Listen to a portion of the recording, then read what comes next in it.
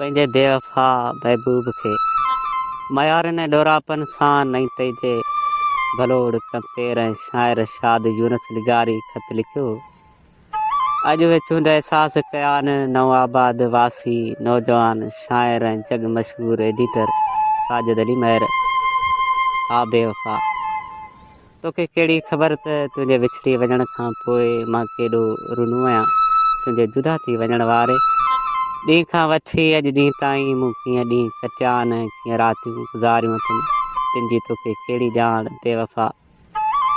हा जॾहिं सारो लोक सुकून सां सुम्ही निंडूं कंदो आहे, मां तॾहिं तुंहिंजे हिजर में जाॻी तुंहिंजे पाउ ॾे साह जा कबूतर उॾाए सितारनि खे शायदि बणाए चंड सां मुखातिब थी चवंदो आहियां ए चंड तूं गवाह रहिजां। मां तुंहिंजी चांडाण हेठां वेही पंहिंजे महबूब जी यादि में केतिरियूं रातियूं अकेलाई जी चादर ओढे सुॾकंदे लुछंदे तड़पंदे वेही वियायूं आहिनि। ऐं ईअं बसि सितारनि जे साम्हूं चंड खे गवाह बणाईंदे न ॼाण त केतिरा सारा सूरनि जा सिज उभरी बि लथा हूंदा मुंहिंजे ॻोठ मसूं बोज़दार जी नगरी मथां। ऐं केतिरियूं बाखूं राति जो सीनूं चीरे फुटी निकितियूं हूंदियूं मुंहिंजे सिसकिन जो आवाज़ु ॿुधी पिरे फुटी जो वण जी लामनि ते वेही ॿोलियूं कंदड़ उन्हनि पखियुनि बि ॿुधी रोई ॾिनो हो। हा मुंहिंजे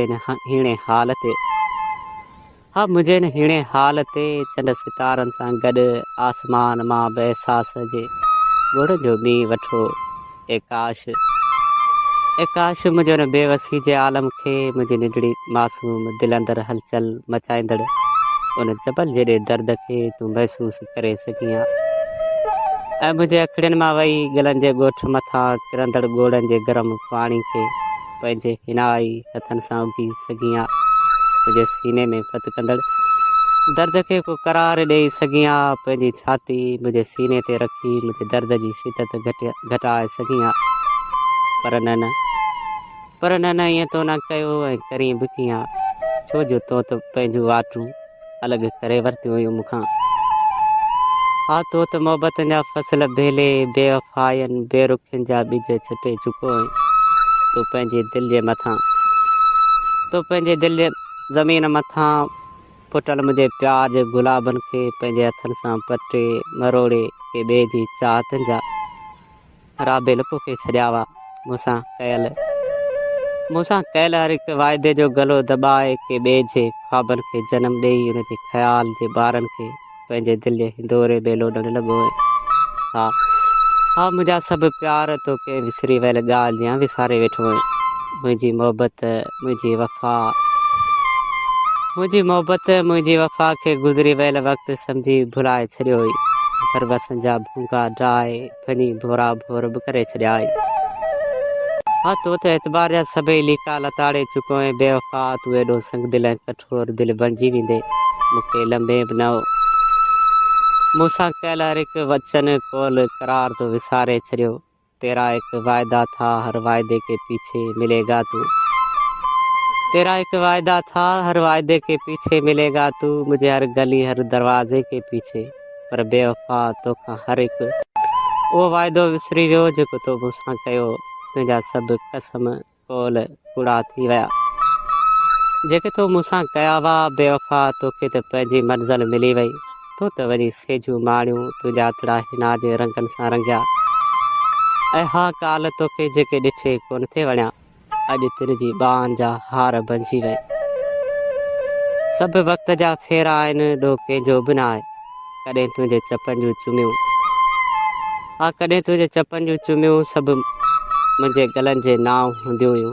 अॼु तुंहिंजे लभड़नि जा निशान के ॿिए जी ॻिची ते चिटल ॾिसां थो। तो पंहिंजा सभु प्यार पंहिंजे नए पिरी मथां पलटाए छॾिया। बेवफ़ा हिन मोहबत जे खेल में ॿिन्ही तरफ़नि खां नुक़सानु पए थो त मूंखे ई पए थो। हा तो मूंखे विञाए ॿिए खे पाए वरितो। मुंहिंजा ख्वाब टुटी विकिरी रेज़ा रेज़ा थी विया। ऐं ॾिस तुंहिंजा सभु सपना साॾिया थी विया। मूंखे मोहबत जो आख़िरी तोहफ़ो कारो जोड़ो ॾेई पाण वञी लाल जोड़ा पातई। मुंहिंजे अखिड़ियुनि खे लुड़क ॾेई मुंहिंजे हथड़नि खां हिनाई खसे मुंहिंजे हसरतुनि जो गलो दॿाए मारे हलियो वे बिना के गुसल कफ़न जे। हा, बिना के गुसल कफ़न जे मुंहिंजी ख़्वाहिशुनि जे मड़ खे मुंहिंजे ई मन जे मक़ाम में दफ़नाए पाण वञी सुकून सां वेठे। हा पिरी, तोखे त ज़िंदगी जो नओं जीवन साथी मिली वियो, तुंहिंजी हयाती बि ठही वई, तुंहिंजूं रातूं रोशन ऐं ॾींहुं रंगीन बणिजी विया, रुली विकिरी मां त बसि मुंहिंजा ख्वाब। असांजो त भाइण बणियो न सजण खे, असर को न थिए थो असांजे रुअण ते। सनम ते मयार, सनम ते मयार, रखिजे हाणे कहिड़ी आहे ॻाल्हि क़िस्मत जी, रोई छो थी दिलड़ी आहे ॻाल्हि क़िस्मत।